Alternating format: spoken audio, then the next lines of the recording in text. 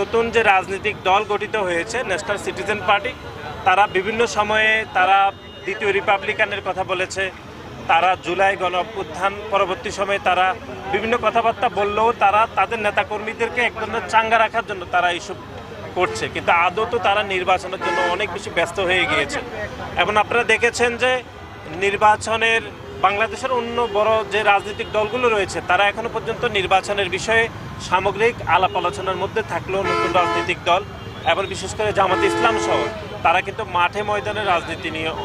নির্বাচন নিয়ে অনেক বেশি ব্যস্ত হয়ে গিয়েছে। কিন্তু তারা গণমাধ্যমে কিন্তু দ্বিতীয়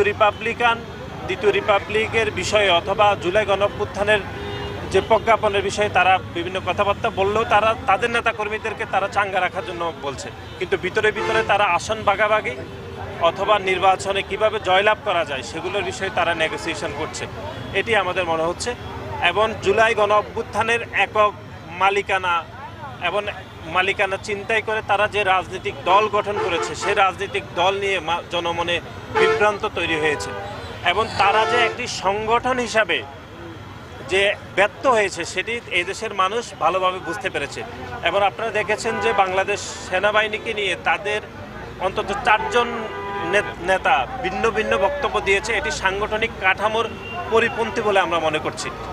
এবং বাংলাদেশের সংস্কারের বিষয়ে বাংলাদেশ জাতীয়তাবাদী ছাত্রদল, বাংলাদেশ জাতীয়তাবাদী দলের পক্ষ থেকে যে রূপরেখা দেওয়া হয়েছে আমরা মনে করছি এটি চূড়ান্ত রূপরেখা, কিন্তু সেটাকেও তারা বিভ্রান্ত করার জন্য তারা বক্তব্য দিচ্ছে।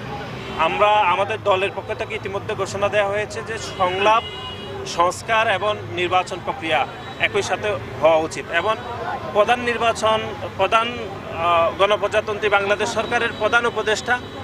তিনি বলেছেন যে ডিসেম্বরের মধ্যে নির্বাচন হবে, কিন্তু তিনি চায়না যাওয়ার আগে হঠাৎ করে তিনি এটি জুন মাসে নিয়ে গিয়েছেন। আমরা স্পষ্টভাবে বলছি যে এই যে ছাত্র জনতার যে গণ অভ্যুত্থানের একটি শক্তি, যারা গণ অভ্যুত্থানের মালিকানা চিন্তাই করে যারা দল গঠন করেছে, সেই নতুন রাজনৈতিক দলের নেতৃবৃন্দুর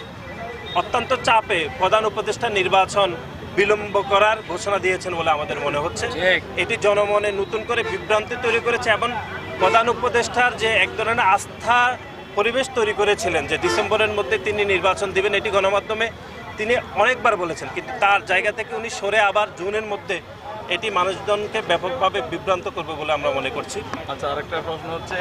এটা তো নির্বাচন নিয়ে শুনলাম, সেটি হচ্ছে আপনারাও ইতিমধ্যে ছাত্রদল, বাংলাদেশ জাতীয়তাবাদী ছাত্রদলের পক্ষ থেকে বিভিন্ন কলেজ, জেলা কমিটিগুলোতে হাত দিয়েছেন। আমরা দেখলাম সাংগঠনিকভাবে আপনারা বেশ গোছালো। তো তারা এতদিন দেখলাম তারাই আসলে দাবি করে আসছিল যে